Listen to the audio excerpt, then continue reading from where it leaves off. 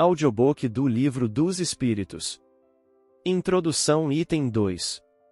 Há outra palavra acerca da qual importa igualmente que todos se entendam, por constituir um dos fechos de abóbada de toda a doutrina moral e ser objeto de inúmeras controvérsias, à míngua de uma acepção bem determinada.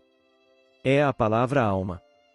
A divergência de opiniões sobre a natureza da alma provém da aplicação particular que cada um dá a esse termo.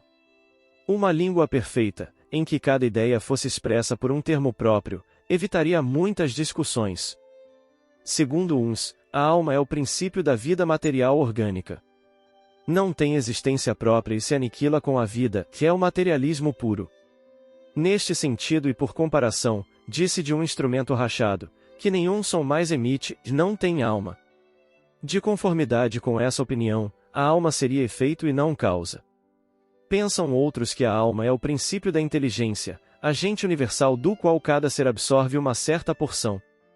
Segundo esses, não haveria em todo o universo senão uma só alma a distribuir centelhas pelos diversos seres inteligentes durante a vida destes, voltando cada centelha, mortos os seres, à fonte comum, a se confundir com o todo, como os regatos e os rios voltam ao mar, donde saíram.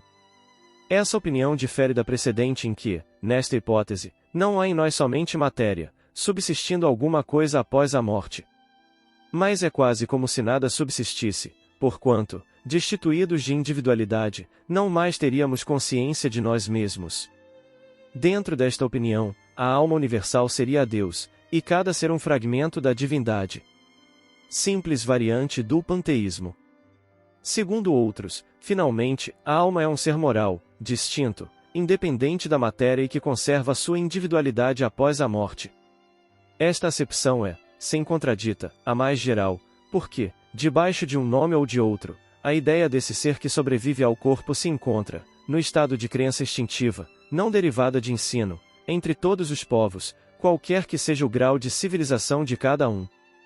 Essa doutrina, segundo a qual a alma é causa e não efeito, é a dos espiritualistas.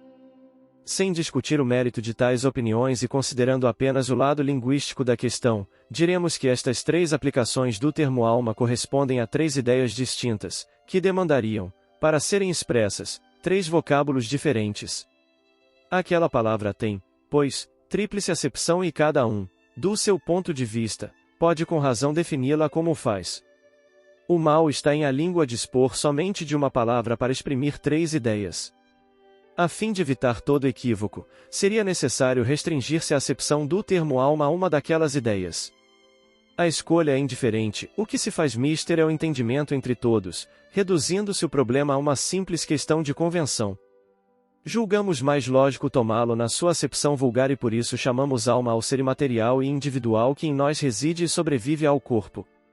Mesmo quando esse ser não existisse, não passasse de produto da imaginação, ainda assim fora preciso um termo para designá-lo.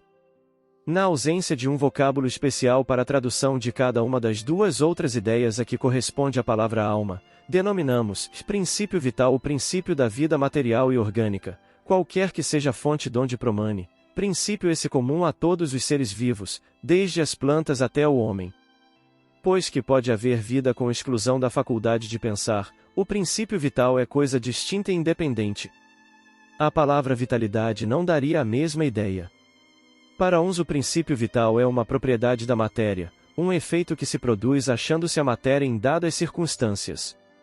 Segundo outros, e esta é a ideia mais comum, ele reside em um fluido especial, universalmente espalhado e do qual cada ser absorve e assimila uma parcela durante a vida, tal como os corpos inertes absorvem a luz.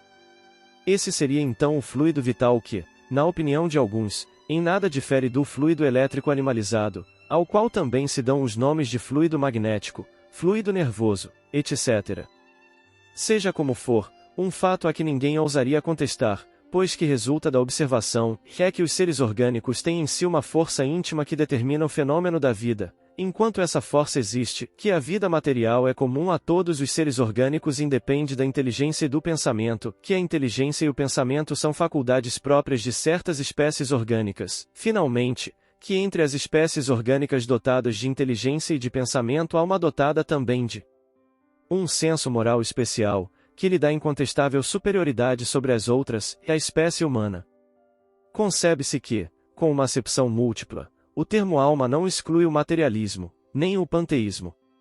O próprio espiritualismo pode entender a alma de acordo com uma ou outra das duas primeiras definições, sem prejuízo do ser imaterial distinto, a que então dará um nome qualquer.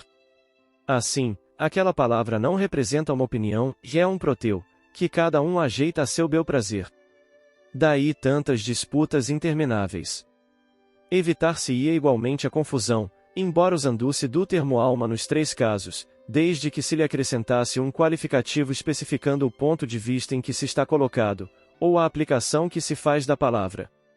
Esta teria, então, um caráter genérico, designando, ao mesmo tempo, o princípio da vida material, o da inteligência e o do senso moral, que se distinguiriam mediante um atributo, como os gases, por exemplo, que se distinguem aditando-se ao termo genérico as palavras hidrogênio, oxigênio, ou azoto. Poder-se-ia, assim, dizer, e talvez fosse o melhor, a alma vital, indicando o princípio da vida material, a alma intelectual, o princípio da inteligência, e a alma espírita, o da nossa individualidade após a morte. Como se vê, tudo isto não passa de uma questão de palavras, mas questão muito importante quando se trata de nos fazermos entendidos. De conformidade com essa maneira de falar, a alma vital seria comum a todos os seres orgânicos, plantas, animais e homens, a alma intelectual pertenceria aos animais e aos homens, e a alma espírita somente ao homem. Julgamos dever insistir nestas explicações pela razão de que a doutrina espírita repousa naturalmente sobre a existência, em nós, de um ser independente da matéria e que sobrevive ao corpo. A palavra alma, tendo que aparecer com frequência no curso desta obra, cumpria fixássemos bem o sentido que lhe atribuímos, a fim de evitarmos qualquer engano. Passemos agora ao objeto principal desta instrução preliminar.